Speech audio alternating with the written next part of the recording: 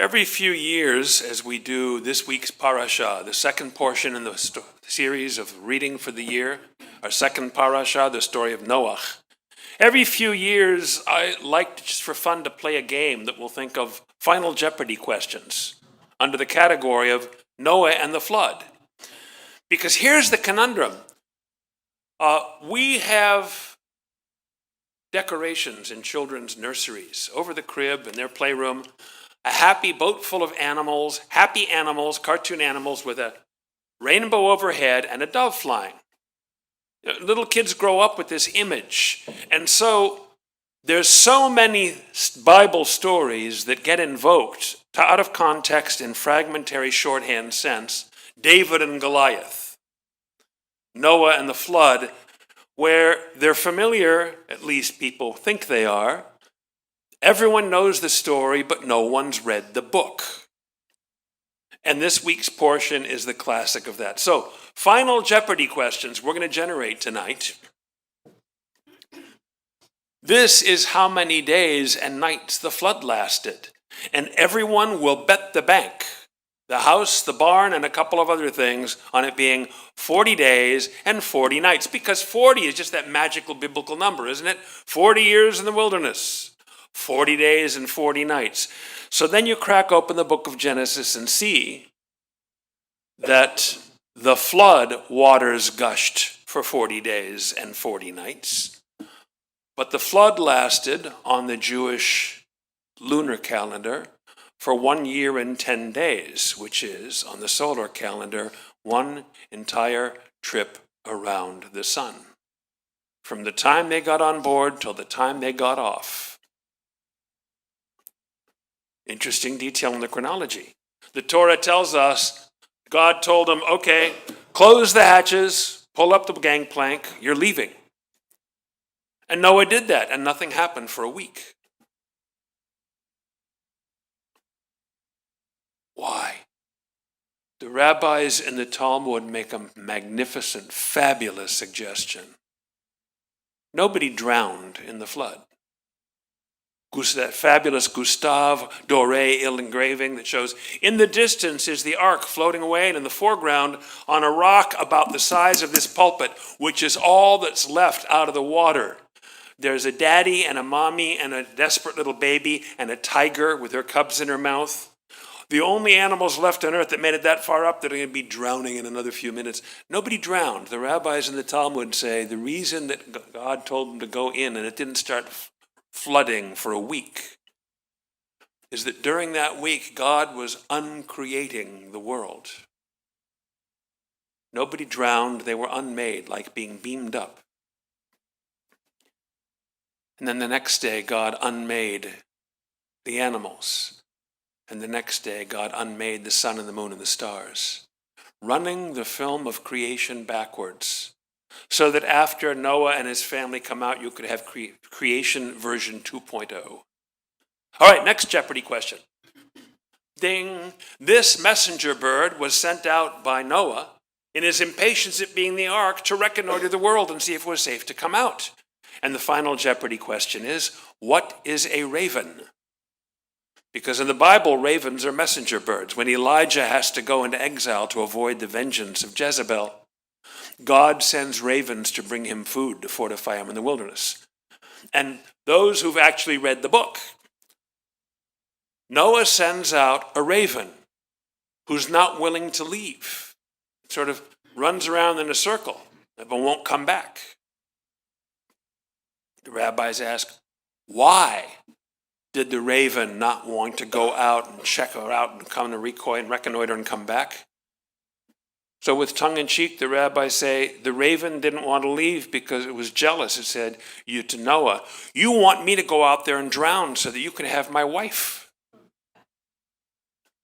And of course, what's Noah's response? First of all, during the year we're stuck in this box together, since so many animals, when they mate, have pretty rambunctious behavior, God subdued all of them. He says, nobody's getting any action in the ark. And he says, and secondly, she's not my type. Next final Jeopardy question. Ding. When in fact the dove agreed to go out, What was it that she brought back? And here is a lousy bar bet. You'll win it when you break open the Bible, but you lose a friend. A torn piece of an olive leaf. What editorial cartoon doesn't show the dove with a little twiglet or branch of olives with several leaves intact? To the point that it makes the instant editorial cartoon, in which the dove, in our mind, we've been taught, symbolizes peace. It doesn't. It symbolizes hope. She's bringing back hope that there may be a future because the earth is emerging.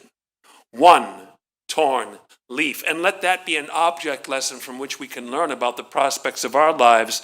The Mashiach doesn't come. You don't win the lottery. The bank isn't willing to take your word for it that your home equity line has been paid off because they've got the computer record right there.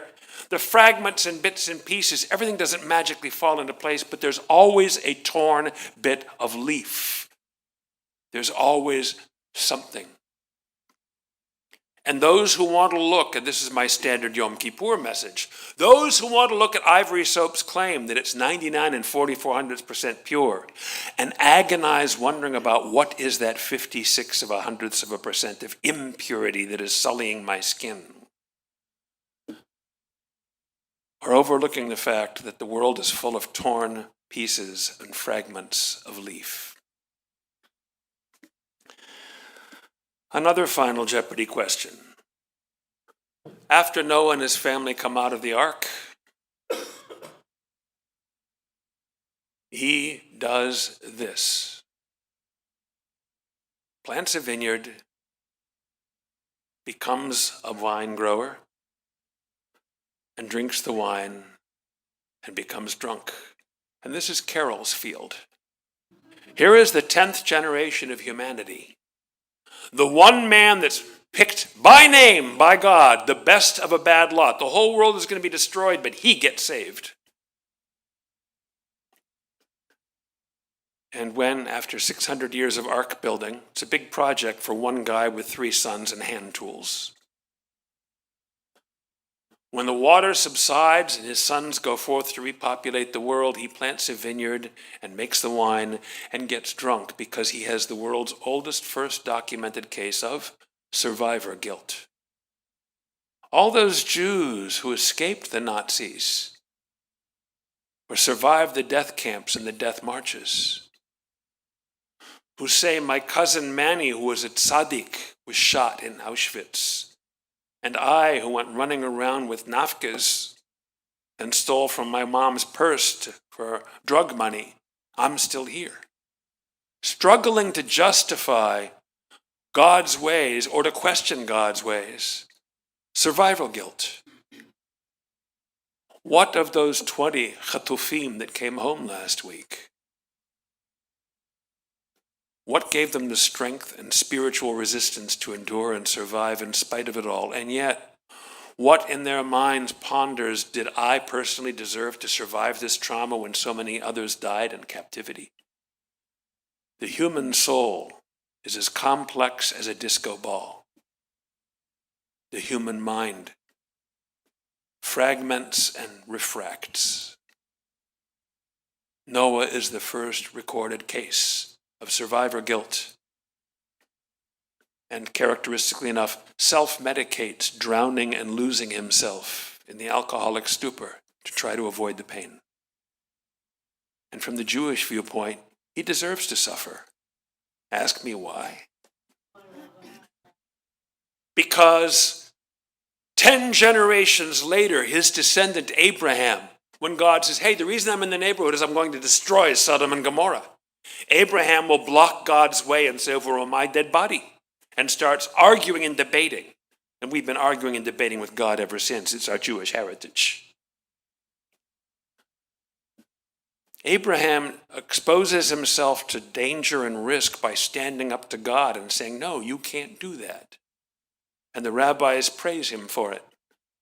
Whereas 10 generations before him, his ancestor Noah, when God said, I'm going to destroy everyone but save you, go make an ark, he said, okay, and got his tools. The thrust of this fabulously ancient story is that none of us is perfect. Even Noah was only the best of a bad lot. and that there's always a torn olive leaf to cling to for hope and aspiration. That the messenger bird that won't go out is still a messenger bird.